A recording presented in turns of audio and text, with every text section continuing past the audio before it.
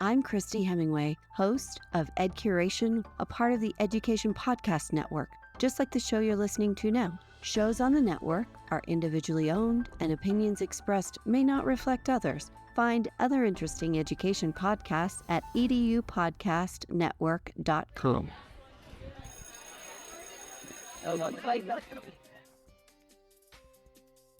Welcome, everybody, to this episode of the Ninth Grade Experience Podcast. I'm your host, Cole Stuchko. Ninth grade can be challenging. Let's experience it together. And today, we're going to do a different kind of open. Usually, we do a separate open from the actual interview, but today, we're going to do the whole thing together since it is our last episode of the season featuring my son, Cole, here for the 4th edition of the Cole Cast. So we haven't had one since December. I took a look. So we have a lot to update and a lot to kind of look back on. But thanks a lot to everybody throughout the course of this school year for supporting the podcast. We're going to keep doing new episodes all through the summer. So make sure you're going to ninthgradeexperience.com for new episodes or previous episodes. We're still going to be posting on TikTok and YouTube Shorts and all the other stuff. So, you know, we've had a really exciting school year, especially with social media and all the other stuff. So we're excited today to bring you the final episode of the Cole Cast. Maybe he'll come on as a 10th grader, who knows? But definitely his last one as a 9th grader here. So we're happy to kind of sit down today for a couple minutes here on the next to last day of school. School just ended, so we're recording before the last day tomorrow because everyone's going to want to go home. So we're going to want to make sure that everyone's doing what they need to do. So Cole, thanks a lot for joining us here. And we're excited to kind of recap your year here. Now that you have officially, with all your grades being in, you are now officially a 10th grader. So congratulations. You did make it. I don't think anyone doubted you, but, you know, you kind of overcame some struggles there a little bit that we might have talked about on some of the earlier podcasts. So we haven't seen you since December on the show. So what have you been up to? Well, since December, the basketball season ended. I started playing tennis, and now everything is done at school. So he covered 6 months in about 45 seconds. So obviously we're going to unpack some of that stuff as well too. But yeah, so you finished off basketball season. You guys finished, 16-4 for basketball? Yep. So what was that experience like for you finishing up the season? I know when we talked in December, you had just made the team. You had just gotten into the swing of things. So what was it like being part of the Emmaus basketball program as a freshman? It was exciting. You know, we got to meet a lot of new people and learn a lot about the game and what they expect from you at like the next level of basketball. It's going to be exciting this coming season because we're getting a new coach for JV. So we'll be, you know, along the ride with him, you know, learning everything that we're still learning while he's learning stuff too. And it's going to be exciting with him joining. Yeah. So they already have you out there. They have you practicing and playing and doing open gyms and summer league and all that other stuff. So, you know, basketball's all the way around, it seems now. So you kind of have that. So you finished up basketball in February. You had a couple weeks off, and sticking on the sports theme here, you decided that you were going to play tennis. Now, you said this to teammates and you said this to other people, but before you tried out for the tennis team this year, how many competitive tennis matches have you ever played in? 0. So Cole plays tennis with our, in our family and kind of does some stuff, but he decided, actually last year, I think you decided that you were going to try out for tennis really no matter what. So it was a push from my parents to try to do a spring sport. They kept trying to want me to do volleyball, but I don't really want to play volleyball, so I decided on tennis instead. So as a freshman, how many freshmen tried out for tennis? Oh, just one. Me. So literally you were the freshman, the 9th grade experience on the tennis team this year. So what was that like kind of for you deciding a sport that you had never really played competitively? You knew the game, you kind of knew the rules and all the other stuff, but you had never played tennis competitively. For you to do that as a 9th grader and to try out, what was that like for you to kind of make that ultimate decision to do it? Well, it was definitely tough because, you know, going into it, I'm like, well, I go to like the first like practice they have and it's freezing cold and kids are in like winter coats and pants. I'm like out there just trying to do my best. I'm starting to learn more and more about the guys. And I realized that I'm probably going to be the only like freshman trying out and that there's not really a lot of like, you know, people that were trying out for tennis. But we had a full team this year, which was good. And we had, I think, a winning record. and some of the guys made it all the way to like state tournaments. So it's not like our season was a complete like failure by any means. So yeah. And it's, comparing freshman basketball. I think we talked about this when in the December episode a little bit. How many freshmen tried out for freshman basketball? Just for freshmen. 70-ish freshmen tried out for just freshman basketball. And you were the only freshman in your class of however many boys that tried out for tennis. So it's a really interesting mix of the two there, where you kind of had the opportunity to like actually make a sport as a varsity athlete. So you did play, you got varsity time, so you got a varsity letter. So that's awesome, So what was that experience like, being the only freshman on a team full of upperclassmen and some people that actually knew each other pretty well from previous time together? So it's definitely a bit stressful because like a lot of these guys have like friends in classes and they're all like in like similar classes and stuff. But I'm like the only one kind of doing my like own thing. And like, sometimes I don't get like the messages or updates right away because there was a time where like, like our bus schedule was changed, like our match schedule was changed.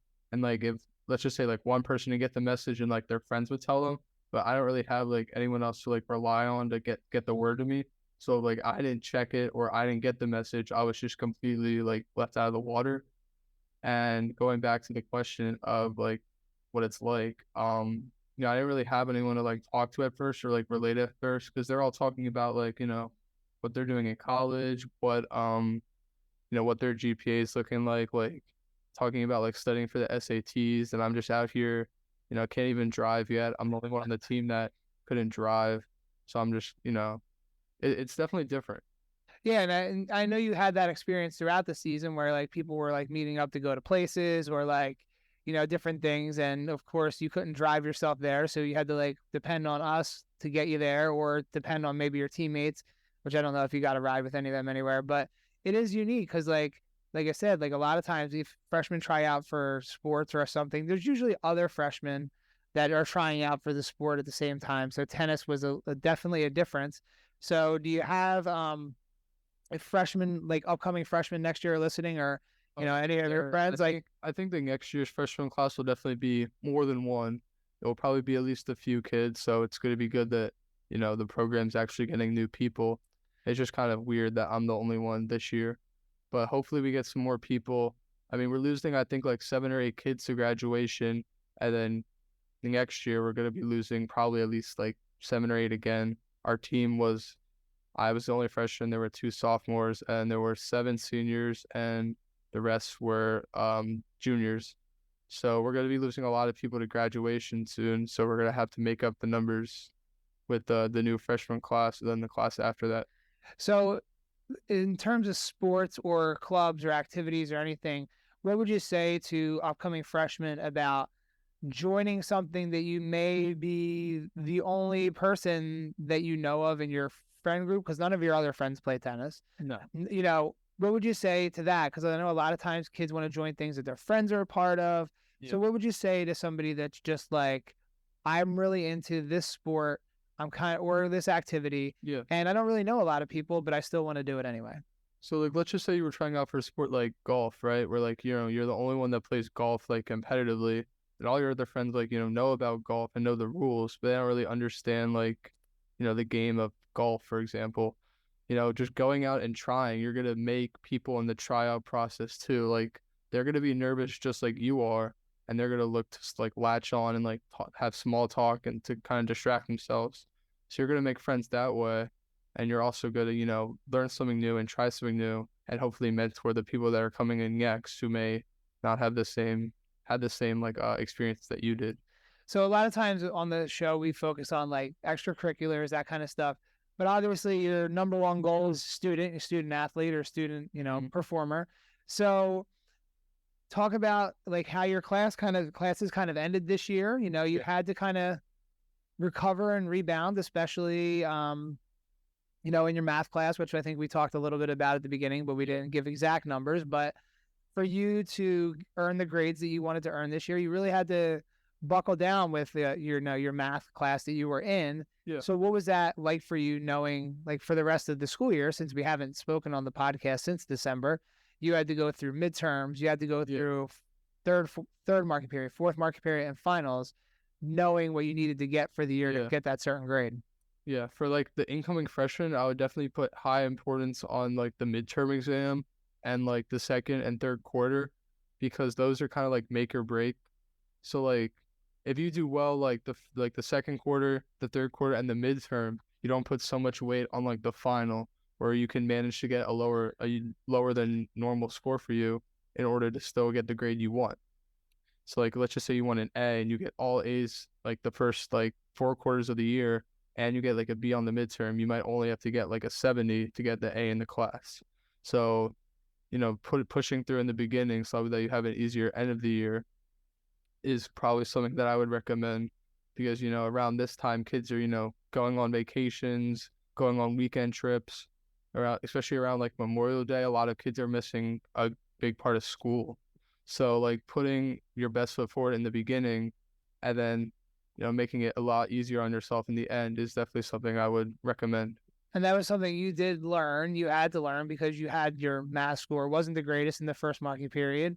And you then had to really work for the rest of the year. And, we've talked about that, like about what happened in that marking period. And that's a huge adjustment coming up to the high school. You had that more difficult class where you kind of weren't expecting a little bit. And, like when you go up for a shot and you get blocked, you kind of have to recover and figure out what you did. Yeah. And I think you did that. So how did you, like, what was some of the process for you to be able to get yourself back on track after that, shaky first mark? So like, even if you're like, good with like a certain like subject or like a certain topic you're covering, definitely ask the teacher for help.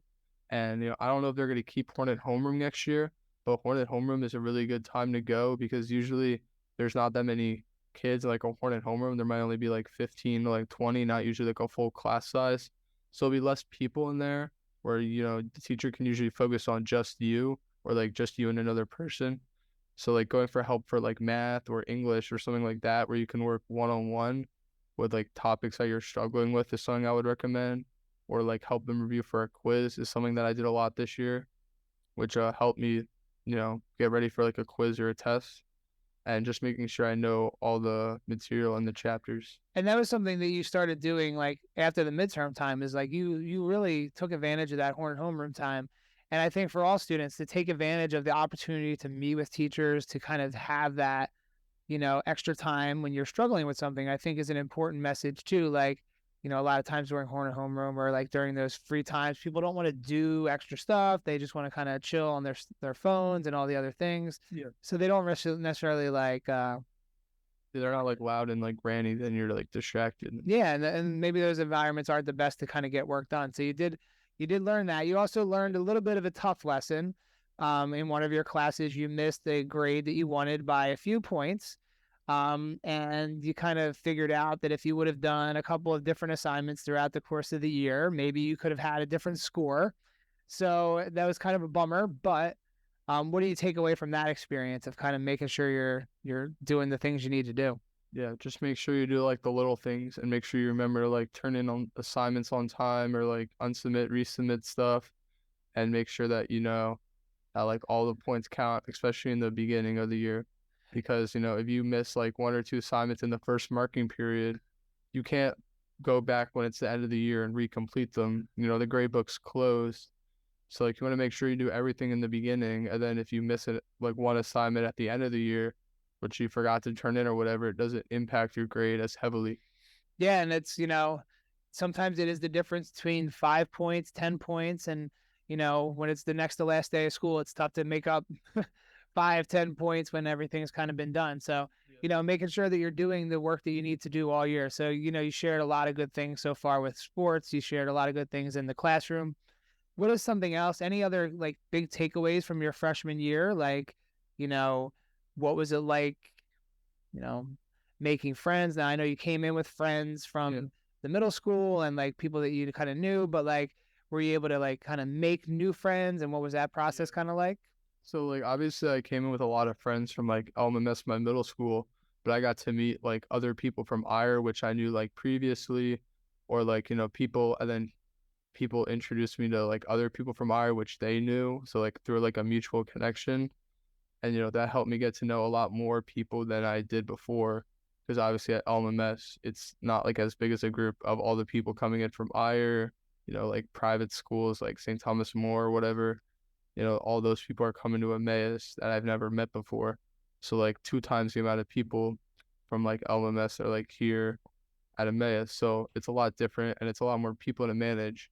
Like you don't have to like know everyone or like get to like everyone. Yeah. So you kind of hit all the big markers that we always like talk about here on the show, getting involved, academics, like trying to make friends, that kind of stuff. So if you were to kind of give one big takeaway, like one overall, like the thing that defined or you learned from your own ninth grade experience this year, what do you think it would be? To make sure you're up to date on your grades, because grades are like grades influence a lot of things. For example, like at like when the quarter like first starts, right? A lot of kids become ineligible for sports. I'm not saying I was, but a lot of kids become ineligible for sports because let's just say they get like a 5 out of 10 on one assignment in like 2 or 3 classes, and the grade report goes out that weekend. You're ineligible even though your teacher's only done one thing, and you're ineligible for the whole week. So you want to make sure you're up to date on your grades and doing well when the quarter hits. You're not like ineligible, or you don't put your spot where you have to play catch up the whole marking period because you get bad grades on 2 assignments and they're weighing your whole grade down. You don't want to have to play catch up the whole rest of the marking period or the whole rest of the year. So make sure to be up to date on your grades and make sure to be, ready for like tough assignments at the beginning of the quarter, which really count a lot more than some of the ones you may receive at like the end of the quarter or end of the year. Yeah, and I think that's a really good takeaway, like good message for students. And we talk about that a lot of like, making sure your ninth grade experience counts, the grades count. We're already now at the end of your ninth grade year, starting to think about like colleges, career stuff. So like, I think that's a great message for our upcoming freshmen to kind of make sure that you take the time to do the assignments, whether it's at the beginning of the year, the beginning of the marking periods, or any of those time periods. So being on the podcast for now the 4th time, we actually were on maybe a little bit more during the COVID shutdown too. But like for the 4th time, like what do you take away from being on the podcast? Anything that Well, it's definitely grown from when we started it. We did an episode on the first day of school, and it's basically developed a lot. And kids in the school know way more about it than I bet they did like last year. And maybe that's because of like the TikTok and the social media being out there, or maybe it's just me being on the ground like telling people about it like randomly. But yeah, I think that the podcast has definitely grown in the last, we've been in school like 9 months. Yeah. So yeah, we've had, I think we're all close to almost 400,000 views on TikTok, and we're out there doing stuff, and it's a unique opportunity to finally have one of my kids kind of come through the high school at 9th grade. So I was excited for this year to be able to share stories, as long as Cole wanted to share stories of his 9th grade year. So I appreciate him taking the time to always talk with us and talk openly and honestly about, what his year was like and those kinds of things. I know sometimes we have to ask him some difficult questions, so he answered them pretty well. So do you have anything else you want to leave people with as we kind of move off into the summer here? No, not really. No, anything you're looking forward to? Our trip to Williamsburg. Yep, we're leaving for that next week, and then who knows where we'll be in August as well too. And probably before you know it, we'll be back here at school for the start of the next school year. And you'll have to be the 10th grade experience coordinator for that, but we'll see how that goes. And again, thanks a lot for joining us, Cole. And again, like we said at the beginning, if you want to take a look at any of our other episodes, you can search for Colecast on ninthgradeexperience.com. You can see his first 3. And I did forget that we actually recorded on the actual first day of school. So here we are on the next to last day of school. We'll call it the last day of school. And, we've come a full circle here in 180 school days. Not that much snow. We beat the wildfires in today. So it's been quite a year, quite a lot of stories. So I'm glad to be able to have this. We can look back on it, and, who knows, when you're a senior, you'll have to come back on and recap how you did for the 4 years, since who knows how much you'll be on. And at that point, your sister will be up here, and it'll be, crazy stuff. So we're excited to have that. So again, go to ninthgradeexperience.com if you want any of the previous episodes. And we look forward to continue to bring you the content over the summer. And if you kind of sign off here and don't come back until the start of next school year, have a great summer. we're excited. I will be here because I'm doing summer school in ESY, so I'll be here a little bit too. So I'll be able to get you the 9th grade experience of summer school. Maybe we'll kind of do an episode or two on that. So again, thanks for joining us. Have a great summer. And again, thanks to Cole for joining us for the 4th installment of the Colecast.